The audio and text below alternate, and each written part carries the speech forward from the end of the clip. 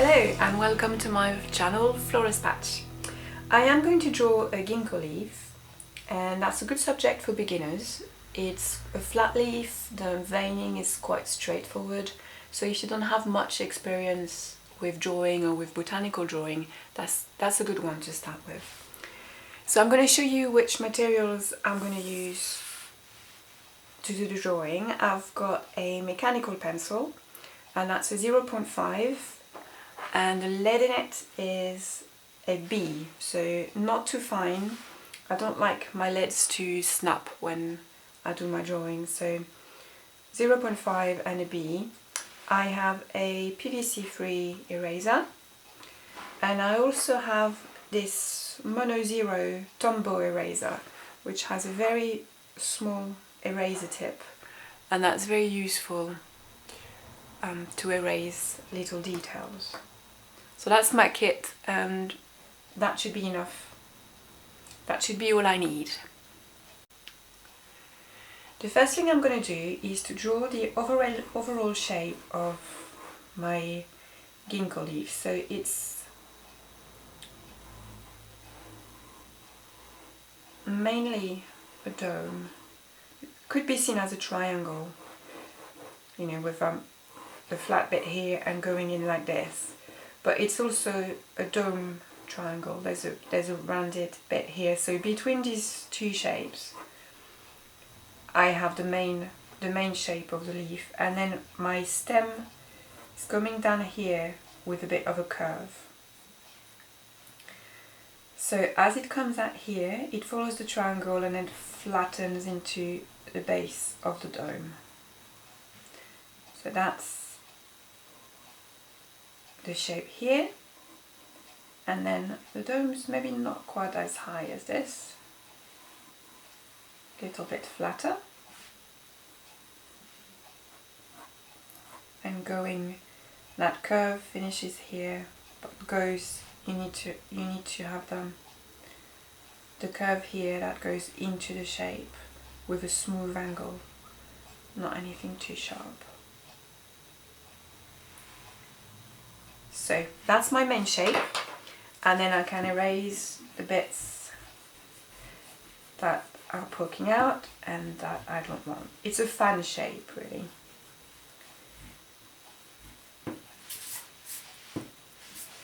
That's the main outline for the leaf. Now the next part of it is to find what I call an anchoring point, which is a place in the drawing where everything joins to it. So if you start a drawing, say on one end, and you work from here, by the time you go round there is a chance you'll be completely out of scale, out of proportion, or even out of line.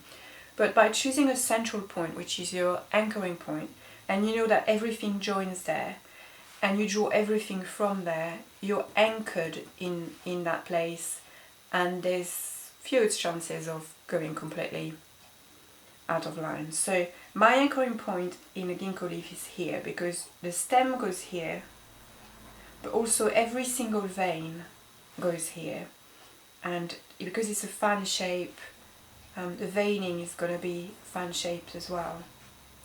So that will all join in here, and the sides join in here, everything joins in here. So that's my anchoring point.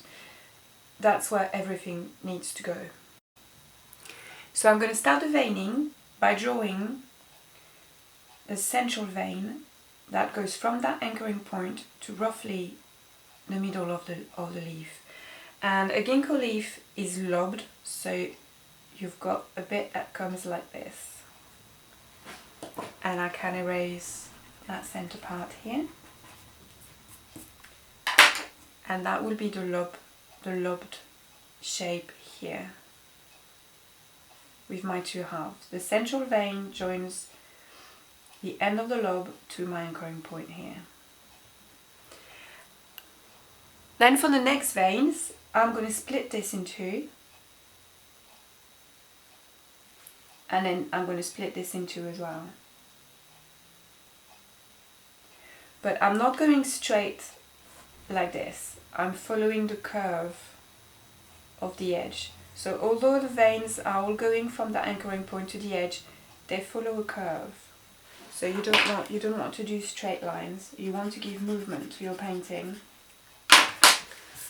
and you want to make sure that the whole time you have the leaf in front of you. I've got my leaf here, and that you observe the veining. Never take your eye off the leaf, even if you just think, oh yeah, the next one would be here, and that's logical.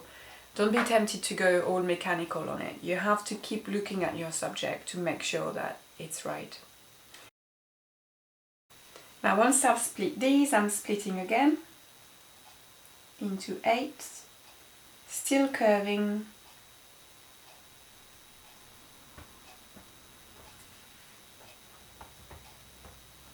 my lines and still going to that anchoring point here, and I will keep on going, splitting each segment into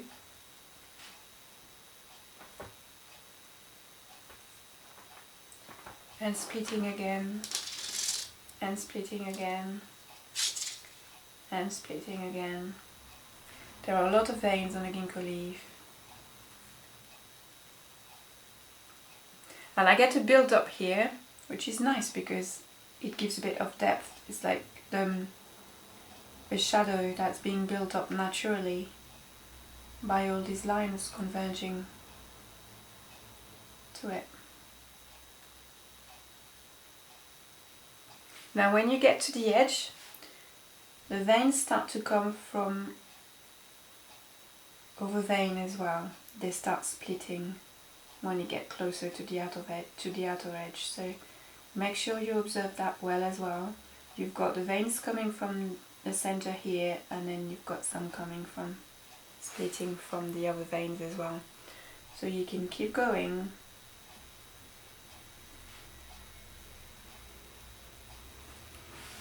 Still splitting your shape into segments with your veins.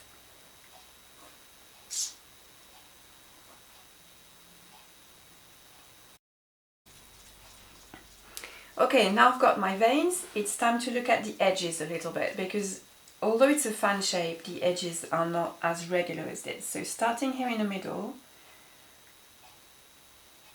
there's a bit of a shortcut here, cutting up the corner, then it goes up a little bit, goes down, then there's a bit of a fold, then it picks up a bit underneath it,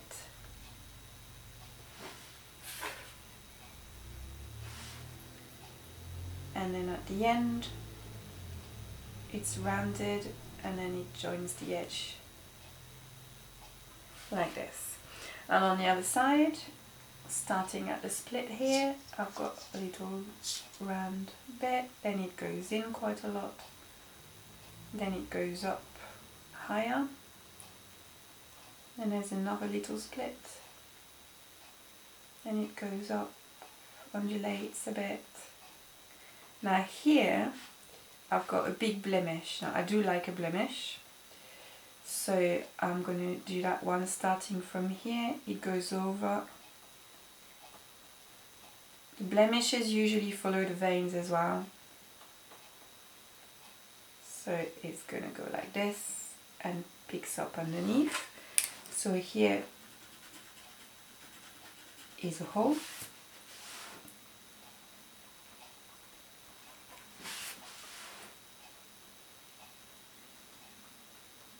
goes down and up, and again rounded, and here.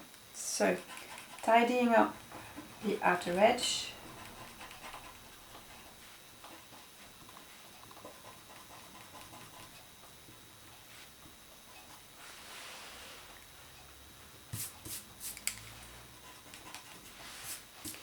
and I have a better outline for my leaf. Okay, now I've tidied up the veins a little bit, it's time to do the edge. So there's a little bit of a fold here,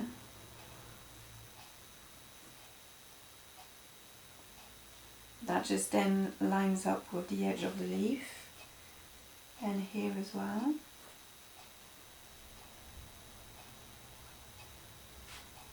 And all the veins are going into that fold here. So this is where that little rubber comes in handy,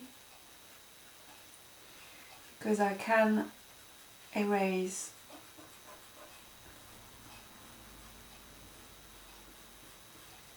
that little fold.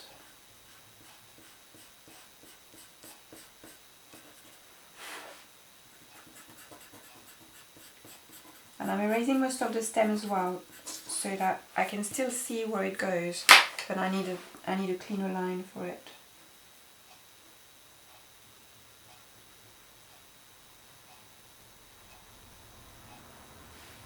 And then at the end, you can see into the leaf.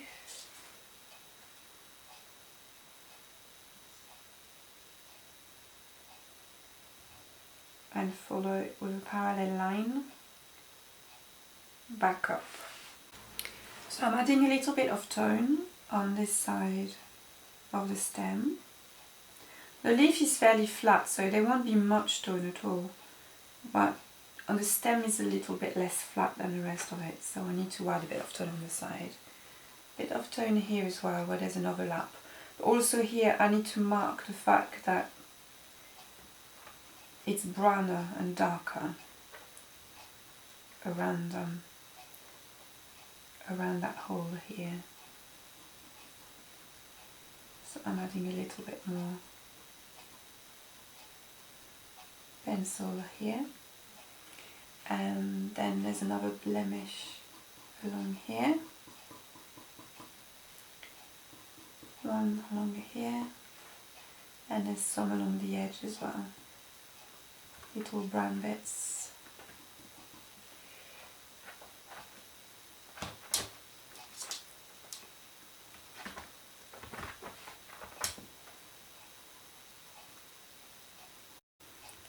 And that's it. We have a drawing of a ginkgo leaf. I'm going to do another video where I am going to transfer this to watercolor paper, and then I'm going to add an ink line on it. And then a video after that will be a watercolor wash on the ink. So it's going to be a series of 3 videos. But that's the first one done. Thank you very much for watching. I hope you enjoy drawing your ginkgo leaves, and I'll see you later. Bye!